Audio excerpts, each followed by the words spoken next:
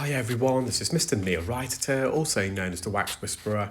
Thank you for joining me in my latest video.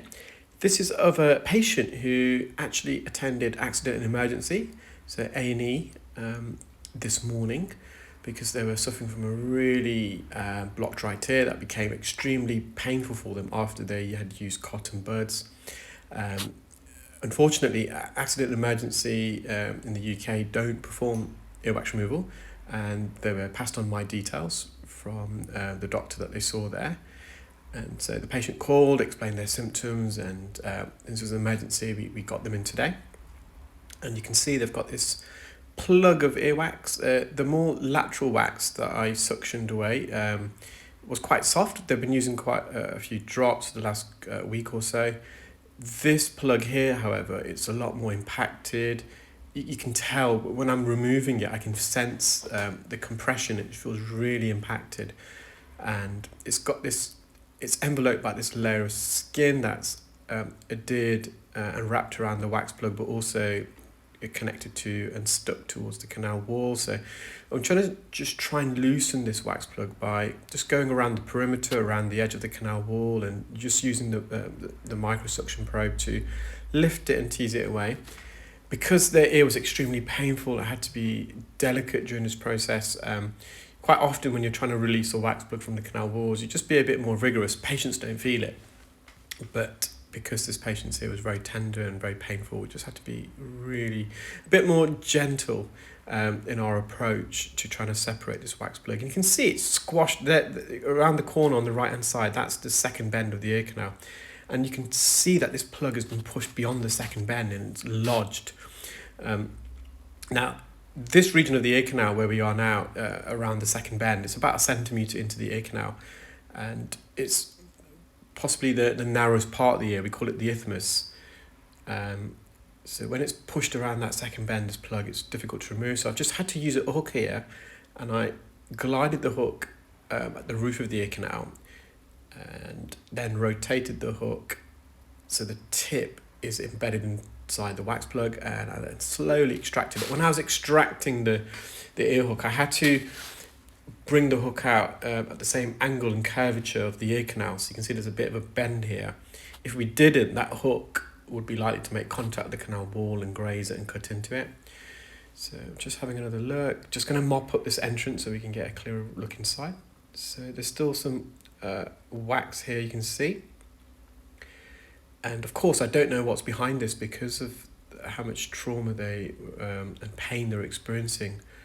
I just wanted to be really careful when extracting this final plug of wax, because, and you'll see why in a moment, you'll see there's quite a bit of trauma. It's not visible to the naked eye at the moment, but behind this wax plug there's a lot of inflammation, edema, bruising, also a bit of bleeding at the top of the ear canal. It's all to do because the patient had used a Q-tip, known as a cotton bud in the UK, and really impacted this. Now fortunately the eardrum's fine. You can see the eardrum's nice and healthy, it's textbook. At this stage the procedure is complete somewhat because the symptoms are alleviated, but I just wanted to have a good nosy around the ear and just mop up some of this dead skin and wax that's coating the canal wall so we can get a clear idea. Now when I remove this, you'll see behind that there's some trauma to the ear canal that's visible, that becomes visible. There we are. So that's the bony part of the ear canal, and it's swollen, this bony part, and you can see all the redness there. That will settle down. The patient's been advised, of course, not to use anything inside their ears, so no cotton buds, and just to avoid water entering their ears, because if they do get, I'm not a big fan of water in anyone's ears, but more so when an ear's been traumatized like this, because it can then lead to an ear infection. You can see this dead layer of skin that's just lining the canal wall. Again, I'm just hovering over. If it comes away, brilliant. If not, I'm not going to force my luck in trying to remove every little aspect, because I don't want to touch the canal wall at all, especially because there is, as I mentioned, very painful. So you can see I'm just hovering over and just trying to get the skin around the swelling. So the swelling should subside in the next fortnight, hopefully.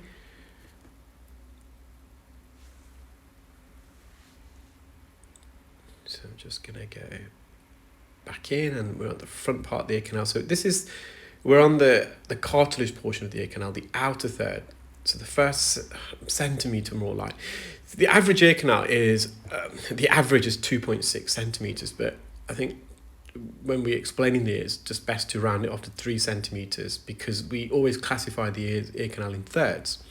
The outer third is cartilage, so the first centimetre, if you like, and the inner 2/3 is made up of bone.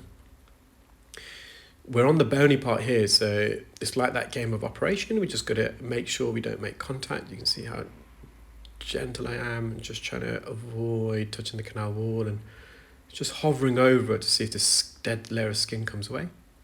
But when we're on the cartilage portion, the outer third, we can apply a bit of pressure because the cartilage portion is not rigid. The bony part of the ear canal is rigid. It's really sensitive. It's not flexible, and it's extremely, as I said, sensitive. Where the outer third, there's a thicker layer of skin. There's some insulating fatty tissue there as well. Not a lot, but a little bit. There's also some muscle there, and it acts like a buffer. So we can apply a bit of pressure there. You may see on screen, I've just bent the tip of the fine end suction probe here, just so I can get into the anterior recess, so I can remove some of this wet wax and dead skin.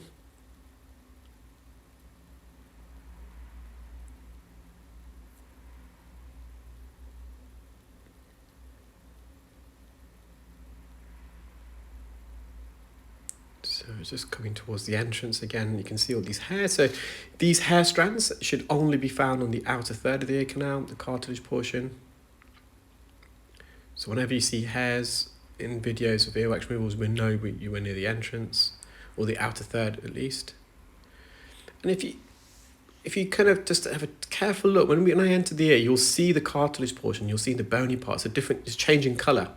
The bony part of the ear canal is more pink, whereas the cartilage portion is a bit paler. You may see that again when I come out. There's just a bit of skin here, so I was just hovering over to see if it comes away, and you can see it did come away, but that part of the bone once more is a bit inflamed. I don't want to chance my arm and overdo the procedure. We're happy with that. That's the wax. You can see how dark it is. It has been there for a while. Well, I hope you enjoyed that video, guys. Take care and speak soon. Bye.